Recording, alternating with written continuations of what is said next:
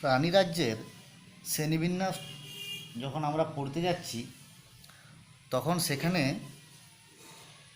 Whitaker কি করলেন না, হুইটেকার যে পঞ্চরাজ্য শ্রেণীবিন্যাস শুরু করেছিলেন সেখানে দেখা গিয়েছিল যে প্রোটিস্টাকে তিনি একটা আলাদা রাজ্য করেছিলেন। সেই প্রোটিস্টার মধ্যে তিনি প্রোটোজোয়াকে রেখেছিলেন। তাহলে আমরা যে অকোডাটা ভাগগুলো পড়ব এগুলোর মধ্যে ওই প্রোটোজোয়া যেটা আছে ওটা কিন্তু প্রোটিস্টার মধ্যে পড়ছে। আর একটা রাজ্য ছিল অ্যানিম্যালিয়া, যেগুলো প্রাণীগুলোকে বলা হয়েছিল। তাহলে প্রোটোজোয়াও একটা প্রাণী, কিন্তু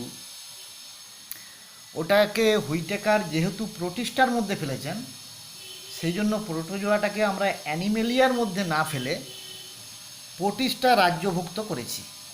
তাহলে প্রোটোজোয়াটা কী রাজ্যভুক্ত না প্রোটিস্টা রাজ্যভুক্ত। তাহলে প্রোটোজোয়ার বৈশিষ্ট্যগুলো আমরা পড়ব।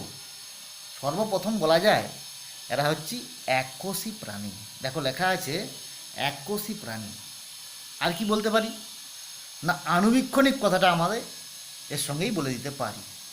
তাহলে যেহেতু একটা কোষ, সেই একটা কোষের মধ্যেই এদের সমস্ত যাবতীয় কাজটা সম্পন্ন হয়, জৈবিক ক্রিয়া সেগুলো সম্পন্ন হয়।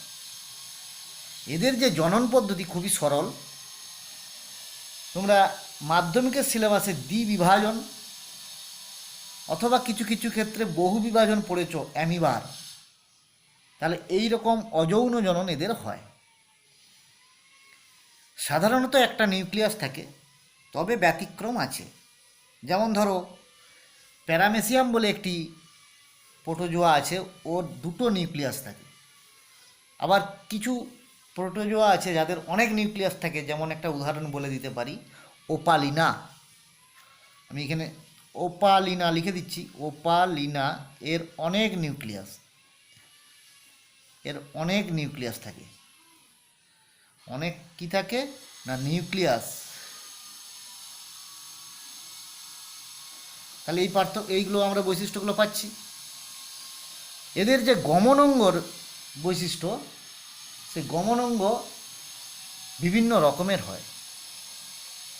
যেমন ধরো কিছু কিছু প্রাণী আছে যাদের ফ্লাজেলের সাহায্যে গমন করে। যেমন দেখো এখানে একটা প্রাণী আমি আঁকার চেষ্টা করেছি, এর নাম হচ্ছে ইউগ্লিনা। এর একটা লম্বা ফ্লাজেলা আছে, দেখো এই ফ্লাজেলের সাহায্যে গমন করে। আবার দেখো এখানে একটা এককোষী প্রাণী, তার নাম প্যারামেসিয়াম। সে আবার শরীরের চারিদিকে সিলিয়া আছে, এই সিলিয়ার সাহায্যে গমন করে। আবার দেখো এখানে একটা অ্যামিবার ছবি আঁকা হয়েছে, যার ক্ষণপদ আছে। তাহলে ক্ষণপদের সাহায্যে সে গমন করে। এই ক্ষণপদের আরেকটা নাম হচ্ছে সিউডোপোডিয়া। তাহলে কেউ ফ্লাজেলা, কেউ সিলিয়া, আবার কেউ ক্ষণপদের সাহায্যে গমন করে। এদের দেহে বিভিন্ন রকমের গহ্বর আছে। কি কি গহ্বর না জল গহ্বর, রেচন গহ্বর, খাদ্য গহ্বর, এমনকি সংকোচনশীল গহ্বর। তাহলে যে সংকোচনশীল গহ্বরের কথা বলছি, ওই সংকোচনশীল গহ্বরটা কি কাজ করে না ওই গহ্বর এমন একটা কাজ করে, অর্থাৎ শরীরটা এদের বেশিরভাগটাই তরল অংশ দিয়ে তৈরি। অ্যামিবা, যেমন ধরো অ্যামিবা, এর ভেতরটা শুধুমাত্র তরল দিয়েই তৈরি। এই তরল অংশটা যেদিকে চাপ দিবে শরীরটা সেদিকেই বেড়ে যাবে, অর্থাৎ ক্ষণপদগুলো সেদিকেই বেড়ে যায় আঙুলের মতো। তাহলে ওই যে সংকোচনশীল গহ্বর, সেই গহ্বরটা দেহের মধ্যে যখন অতিরিক্ত তরল বা জল থাকছে সেটাকে বাইরে সংকোচন করে বাইরে বের করে দেয়। এটাই হচ্ছে সংকোচনশীল গহ্বরের কাজ। তাহলে দেহে অনেক ভ্যাকুয়াল বা গহ্বর আছে, এবং তার মধ্যে জল গহ্বর, খাদ্য গহ্বর, রেচন গহ্বর এবং সংকোচনশীল গহ্বর। দেখো আমি এইখানটায় লিখে দিয়েছি। এখানটা এই যে জায়গাটা দেখো গহ্বর আছে বিভিন্ন রকম, এই জায়গাটায় লেখা আছে দেখো। এদের মেন কয়েকটা উদাহরণ আমি এখানে লেখার চেষ্টা করেছি। একটা হচ্ছে অ্যামিবা প্রোটিয়াস, যেটা অ্যামিবার বিজ্ঞানসম্মত নাম।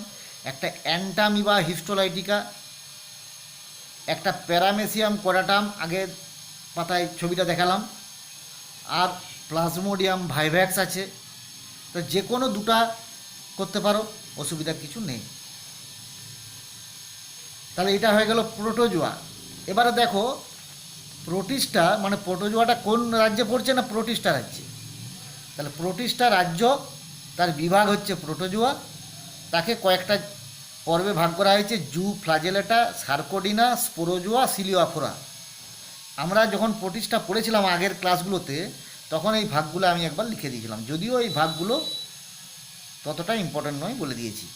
তাহলে এখানে এখন যে অংশটা পড়াচ্ছি এর মধ্যে শুধু প্রোটোজোয়ার বৈশিষ্ট্যগুলো করবে, যেমন এককোষী আণুবীক্ষণিক, বিভিন্ন রকমের জনন নয়, শুধুমাত্র অযৌন জনন, তার মধ্যে কখনো কখনো দ্বিবিভাজন, কখনো বহুবিভাজন, নিউক্লিয়াস একটাই থাকে সাধারণত, কোনো কোনো ক্ষেত্রে দুটো যেমন প্যারামেসিয়াম, কোনো কোনো ক্ষেত্রে বহু যেমন ওপালিনা। গমনাঙ্গ বিভিন্ন রকমের হয়, কখনো সিলিয়া, কখনো ফাজেলা এবং কখনো ক্ষণপদ, অর্থাৎ একই দেহে নয়, বিভিন্ন দেহে এগুলো, অর্থাৎ কারো ফ্লাজেলা আছে, কারো সিলিয়া, কারো ক্ষণপদ। সংকোচনশীল গহ্বর, রেচন গহ্বর, খাদ্য গহ্বর, জল গহ্বর, 4 রকমের গহ্বর আছে বললাম। প্রত্যেকটা গহ্বরের ভূমিকা আছে, তার মধ্যে সংকোচনশীল গহ্বরটার ভূমিকাটা বলেছি, এই অতিরিক্ত জলটাকে বাইরে বের করে দেয়। খাদ্য গহ্বর খাদ্যকে জমা রাখে, রেচন গহ্বর রেচন পদার্থকে জমা রাখছে। ঠিক আছে, তাহলে এইটা হয়ে গেল প্রোটোজোয়ার ভূমিকা। এবারে প্রোটোজোয়ার পরে আমরা যে একটু অংশ দেখব সেটা দেখো, এখানে লেখা আছে 2 নম্বরে প্যারাজোয়া আর 3 নম্বরে মেটাজোয়া। এই দুটো কি না, প্রোটোজোয়া কী ছিল বলেছি, এককোষী।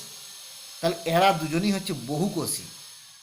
কিন্তু কোন রাজ্যের অন্তর্ভুক্ত? এরা কিন্তু প্রোটিস্টা নয়, প্রোটিস্টা রাজ্যের পড়া আমাদের শেষ হয়ে গেল, ওই একটাই আছে, তার নাম প্রোটোজোয়া। এরা হচ্ছে অ্যানিমেলিয়া রাজ্যের অন্তর্ভুক্ত, একটা হলো প্যারাজোয়া আর একটা হলো মেটাজোয়া। তাহলে দুজনের তফাৎ কি না, এরা হচ্ছে বহুকোষী কিন্তু অনুন্নত, এরা হচ্ছে বহুকোষী কিন্তু উন্নত। তাহলে তফাৎ, আর কি তফাৎ না, এদের কোষ কলা অঙ্গ তন্ত্র নেই। তাহলে এরা হচ্ছে কলা অঙ্গ তন্ত্রবিহীন, এখানে লেখা আছে কলা অঙ্গ তন্ত্রবিহীন। এরা কিন্তু উন্নত এবং কলা অঙ্গতন্ত্র যুক্ত, অর্থাৎ এতে কলা আছে, অঙ্গ আছে, তন্ত্র আছে মেটাজোয়ার ক্ষেত্রে। প্যারাজোয়ার থেকে তাহলে মেটাজোয়া আরও উন্নত হলো। প্রোটোজোয়া সবচেয়ে অনুন্নত, তার থেকে প্যারাজোয়া উন্নত, তার থেকে আবার মেটাজোয়া উন্নত। প্রোটোজোয়া ছিল এককোষী, প্যারাজোয়া ছিল বহুকোষী কিন্তু অনুন্নত, মেটাজোয়া হলো বহুকোষী কিন্তু উন্নত। দুজনেই কিন্তু অ্যানিমেলিয়ার অন্তর্ভুক্ত বা প্রাণী রাজ্য।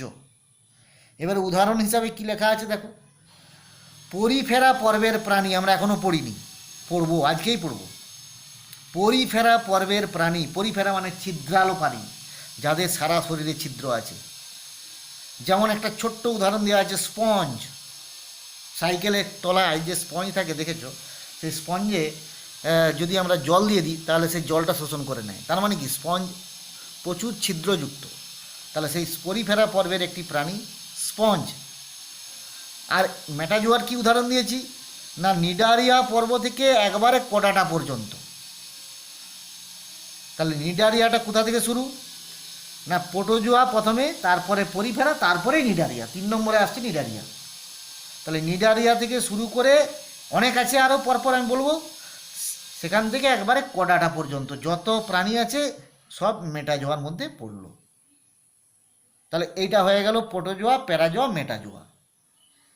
এবার আমরা একটা অংশ দেখব, সেটা কয়েকটা টার্ম সম্বন্ধে আমাদের জানতে হবে, সেটা আমি এরপরে বলছি।